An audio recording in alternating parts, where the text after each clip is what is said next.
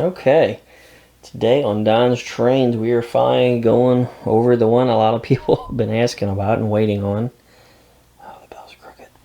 So, this is my 763E. This would be from about 41 to 42 because it is black and has a die-cast tender from the 226E. Not really gonna go about the history on these too much. I mean, everybody and their uncle probably already knows everything there is to know. One thing though that I'm sure somebody will point out is, yes, that is a pilot off a 773. Mine unfortunately has just a scotch of warp to it, and it's not a lot, but just a little bit. So if it's not running on perfectly flat track, if there's any give or anything, the original pilot would get close enough arc, and well, that's just not a whole lot of fun. So what I did was I picked up a reproduction 773 pilot. I filed off the back and the front a little bit to kind of kick it up a little bit, and then I took some felt with adhesive on the back, and I cut out a little shape to it, and I put it around along the bottom of that to help keep that from being an issue. And so far so good. This one, due to what I've done to it, does ride just a little bit higher, and then with the felt on there, it's pretty good. As a matter of fact, the original pilot, I got it upstairs, somebody actually had taken a piece of cardboard or some thick paper and folded it a few times and wedged it in there, which, you know, it's fine, it worked, but unfortunately over the years that cardboard got a little softer and it was not up to the task. So anyways, let's see if I can zoom in just a little bit, because man, these things are detailed like crazy. You know, even this guy being not even a 700E, these also don't really free roll very well, so but take a look at some of that detail on there. This comes by. Yeah, they really pulled out all the stops on these guys. It's kind of crazy to me that they consider these a semi-scale. You know, people use that term kind of derogatorily. As far as it goes with certain trains, but you got to remember with Lionel, semi-scale at the time just meant less detailed. It didn't necessarily mean that it was not scale fidelity, which some people get hung up on. But you know, you can argue that nonsense till the cows come home. But at any rate, these 763Es, like mine here, came with the large die-cast tender. From the 226E, like I said.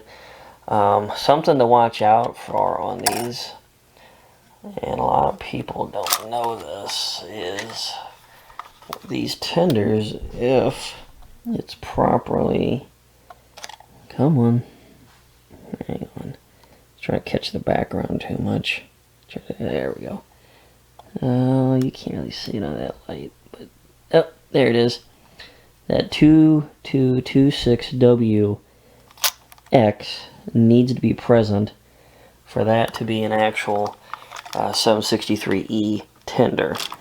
What that means on that X is that move the camera here just a little bit, sorry, is that the coupler on the back is a special height on these for use with the semi-scale freight cars, which again, as we discussed, semi-scale doesn't necessarily mean that's not scale, it just means it's less detailed when you're talking Lionel pre-war. So just something to be careful if you're ever gonna try to pick one of these up. Mine's pretty dusty, it just sits on a shelf most of the time, but a lot of nice detail on these guys. And you can see on the back, these couple with a drop-in bar like that. I'll actually couple it, but I'll just set it there for a second. But on the, it's not zoomed in at all or focused. But at any rate, that bar, there we go. On the full scale tenders, they actually hook in down in there, which is why that piece is there. And those also, get them out of the way, also has like a little bit of a tighter fit. Now, one weird thing they did with these for a while, and I meant to pull this out and I forgot. Give me a second.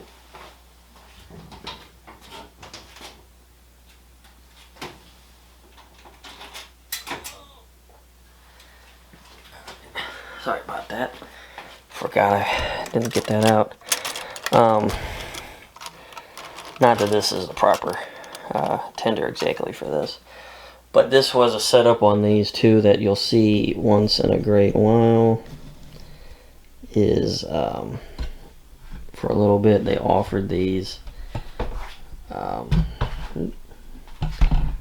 Good grief! With a 263E tender behind them. And something to watch out for on those is those are not the exact same gray color as a normal 263E. So when you see these in a gunmetal gray color, sometimes you'll see them with the die-cast tender, and then more often than not you'll see them with the Vandy. But just keep in mind that the gray on these is not the exact same gray as what would be on a 763E.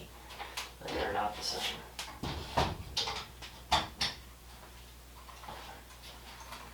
Okay, so we're running kind of long on this video. Shut it off a little bit. Something cool I do have with this guy is the original package. There's the box. Oh, there we go. That's that's what's left of the label. It's definitely seen better days, but it is an original box. It does have its lining. It does exist still.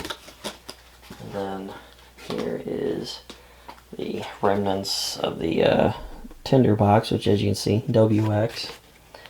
One of its flaps is gone, but its liner is still there. So now, the other thing I kind of want to go over, if you can bear with me for a second. I set this up over here because I didn't want to be flopping them original catalog around all willy-nilly, because that's how stuff gets broke. Because people apparently are enjoying looking at the original catalogs that Lionel put out that they got stuff on. So this is a 42 catalog. It was just one I was able to get a decent price, because I'd like to get a 41 also, since that would match up with the Locomotive. But super patriotic cover, because of course we were kind of in the midst of a war, and of course some of the first pages in here are discussing what Lionel is doing about that. They were a government contractor at the time, if you weren't aware, building stuff for the Navy. So at any rate, here is the original spread for this year, the Deluxo set. Now you got your 763E, and it came with 4 passenger cars. It's kind of interesting they have Irvington on there, but you never see Irvington cars that often. Most of them say Manhattan on them. Later on they would add Madison to them, but that's a set, all yours for only $57.50. What a deal. Let's see here, and the next page, if I recall, is the actual 700E. All yours for only $65. Then here's a little glare there. Lionel 00 gauge. That's some interesting stuff. And then while we're here, I might as well flip through a few things. There's the scale cars. Over here we have the other detailed cars that are a little bit more scale-ish, but not quite. There's the coaches.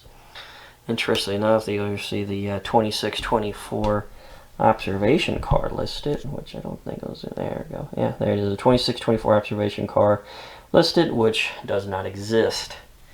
We were kind of going over that when I was talking about the Pullman cars. I got one that somebody put together, but despite being cataloged numerous times, they never got made. Let's skip the page. I think that was it for cars I wanted to show you. Yeah, there's track.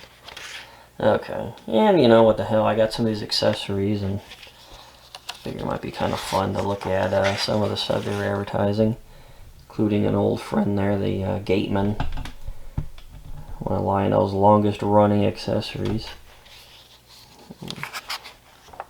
Of course, here's some goodies you'll recognize from my layout. Old Hellgate Bridge, I got that. Okay, I realize I was blocking the view there. And of course, here's the housing, stuff like that. And of course, the big thing too, Lionel was getting into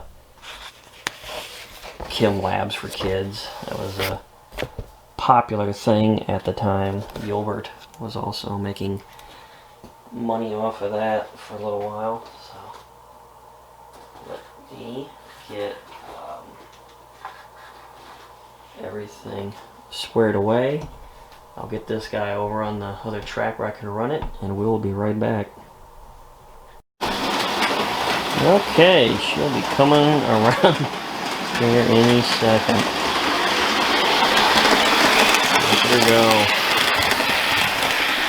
God, that's beautiful. We just watch that for days. Yeah, as far as running these guys, you gotta have 072 track. I've heard some people say you can get by with tighter. I wouldn't try it, but they're just smooth running, quiet. I mean, they're just a dream to own, and they're just fantastic.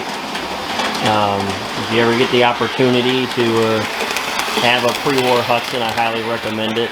Particularly a 763E. I think they're a better thing to own, honestly, than a 700. I ain't just saying that because I'm like jealous or anything. It's just a 763E, you feel a little bit more comfortable running it once in a while. A 700E, I just don't know if I could, you know, muster the strength to run one of those. And you know, if you can't really run it once in a while, I don't really see the point in owning it, honestly. So, just kind of my thoughts on the whole thing.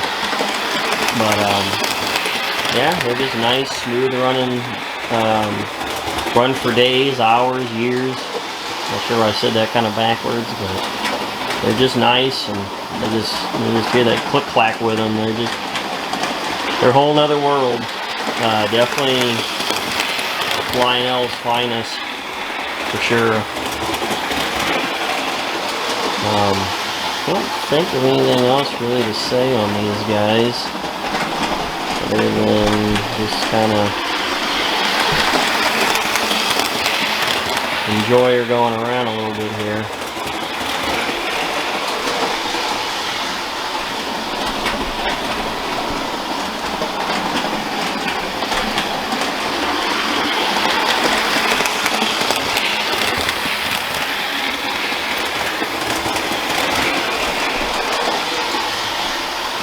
I could just watch this for hours. Come around here again one more time. And there she goes. One of the best Lionel ever made. One of the best model trains, I think, honestly. Maybe you can even go that far, really. It's amazing how, you know, it took a long time to really put out a model from anybody that really could eclipse what they did here. It was definitely, this and the 700E are definitely the kings of model trains there for a long time. And I still think an argument could be made that they still deserve to be called that in a lot of ways. It might not be fancy or flashy or anything like that, but they do get the job done. I do suppose you might want to hear the air whistle. I'll run over there and hit that a few times.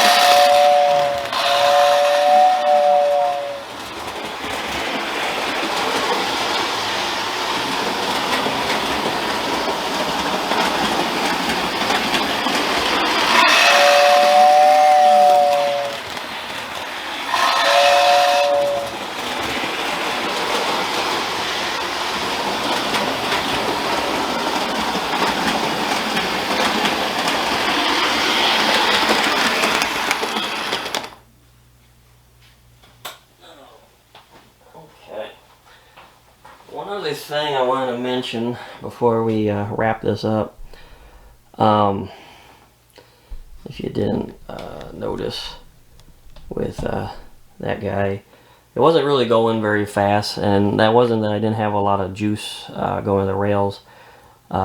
These were geared to have a more prototypical speed to them, so they don't really go very fast. So that is something to be aware of with these.